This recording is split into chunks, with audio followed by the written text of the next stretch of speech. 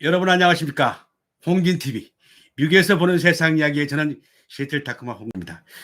시애틀은 날씨가 굉장히 춥습니다만은 보기 드물게 해를 보는 날이 지금 생겼네요. 이 겨울에 굉장히 드문 일입니다. 그런 가운데 시애틀 한인마켓에 가는 사람들의 마음은 무겁고 또 한편으로는 불안합니다. 왜냐면 이 장바구니 물가가 지금 거의 더블 299 콩나물이 뭐 499 정도 되고, 그다음에 달걀도 299 5999, 팥값은 한 단에 일본을 왔다 갔다 하고, 굉장히 그 물가가 예전에 비해서 거의 그 100% 한인 물가는 그렇습니다.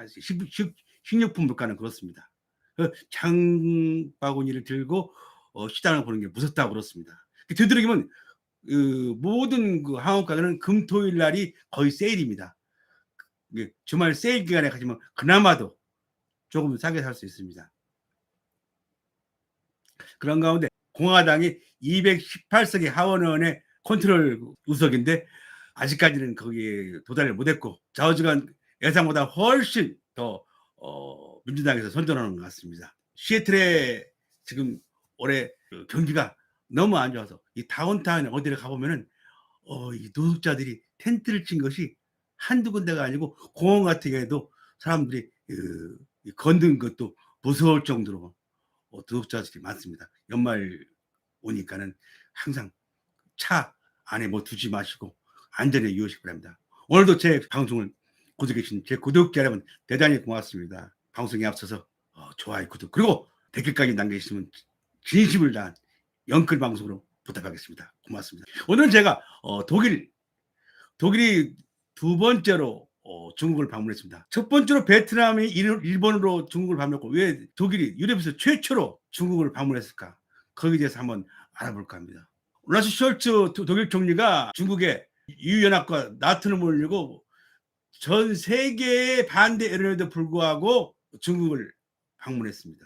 왜냐하면 유럽연합의 중심이거든요, 독일이. 그 독일이 중국을 방문하는 자체가 못마땅한데, 더더군다나 그것도 두 번째로 중국을 방문했으니까 유엔이나 나토 그 독일 안팎에서 아주 반대 여론이 높는 것 같습니다. 독일 정부가 올라프 총리의 방중 계획을 발표하던 지난달 21일에 이 발표를 공개한 우연일지는 몰라도 독일 정부가 중국 해운사에 그 독일의 함부르크 항만 터미널 투자 승인을 한 날이, 하필이면은 그날이 독일 총리가 올라프 총리가 방중을 한다는 그 사실을 발표한 날입니다. 그 때문에 이게 과연 우연인가 아닌가 하는 그 의구심이 많이 드는 그런 여론이 많습니다. 지난 2월 러시아가 우크라이나를 침공한 이후에 서구 유럽의 주요 국가들은 민주주의 가치와 역행하는 러시아, 중국의 에너지와 경제 무역의 그 한마디로 불합리를 제재하기로 아주 유교의 힘을 다 쏟아붓습니다. 미국과 동조로 전 세계가 최대의 경제 제재를 하니까 이에 대한 보복으로 러시아는 유럽의 에너지 공급을 격감했어요. 그게 서구 유럽이 굉장히 큰 에너지 위기를 아주 애를 먹고 있는데, 그래서 독일이 그거를 지금 해결하려고 중국을 가지 않았나, 그런 생각을 미국 언론들이나 모든 매체에서 좀 하는 것 같습니다. 지금 현재 미국과 중국의 전략 경쟁이 굉장히 심화되고 있잖아요. 지금 중국을 보는 서유럽의 미국을 포함해서 서유럽의 모든 나라들의 눈길이 굉장히 중국 선을 그으려고 합니다. 왜냐하면 중국이 지금까지 하는 행동으로 보면은 러시아가 우크라이나를 침공했어도 이건 찬성도 반대도 아닌 어물쩡한 자세로 일관하고 있었고, 다우지게 반대가 아니야. 이게 그 찬성에 가까운 그런 행동을 했었고, 그동안 중국이 해왔던 이례적으로 신장, 그다음 홍콩, 티베트 그 인권과 민주주의 탄압, 모든 것들이 더더욱 그 서부 유럽 사람들에게 중국을, 유럽 나라들의 중국을 이렇게 선을 긋는 그런 지금 방침을 하고 있는데, 느닷없이 올라프 총리가 중국을 방문한다고 그러니까 한마디로 앵겔라 메르켈 총리가 근영주의를 부리셨고 그런 걸 막 주장했는데 그것이 회의가 들는 이 즈음에 올라프 총리가 중국을 방문하니까 독일 안팎에서 지금 자꾸 반대의 목소리가 굉장히 높은 것 같습니다. 어제 오늘 일이 아니거든. 지난 6월에 북대서양 나토가 스페인 마드리드에서 정상회담에서 발표한 게 따르면 나토가 생긴 1949년 이후로 처음으로 중국이 북대서양 나토에 조금이라도 위배되는 일을 했으면 그 모든 나토 국가들이 이게 들어가겠다고 발표했답니다.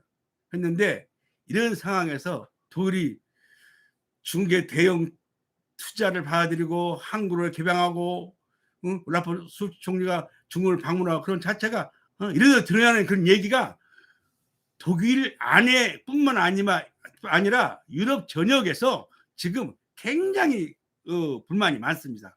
독일 안에서 그 연정을 추진하고 있는 녹색당, 자유민주당 이런 데서 굉장히 큰 반발을 하고 있고 펠릭스 바르샤크 연방 녹색당 의원은 중국과의 무역 협력은 한마디로 얘기해서 올라프 총리가 중국한테 한마디로 좀 뭔가 잘해보자는 신호를 보내고 있는 그런 제스처라고 그렇게 얘기한 것 같습니다. 뭐 독일에게 얼마나 부합되는지는 모르겠지만은 지금 여러 군데에서 지금 이번 독일 총리 방문에 대해서 굉장한 불만을 쏟고 있는 실정입니다. 그게 그럴 수밖에 없는 것이 이게 중국은 독일에서 빼낼 수 없는 아주 최대의 무역국이란 말이에요. 이게 독일권의 경제, 독일을 포함한 10나라의 경제의 그 가장 큰 교역 대장국이 중국입니다. 이걸 지금 무시할 수 없는 거라고. 일각에서는 그 슐포 총리의 이번에 방문이 큰 그 명분을 제시하는 의견도 있습니다.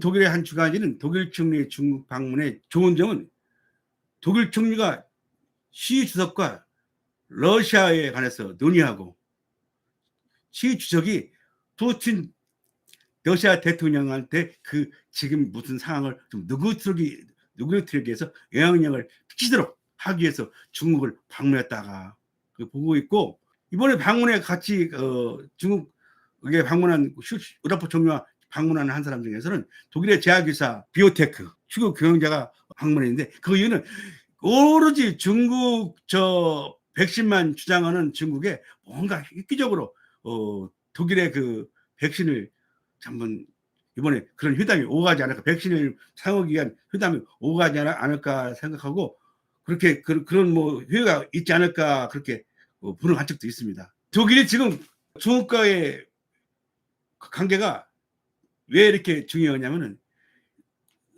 모든 지금 러시아와 우크라이나 전쟁 이후로 그나마 더 나빠진 무역이 진짜 나빠졌고 왜?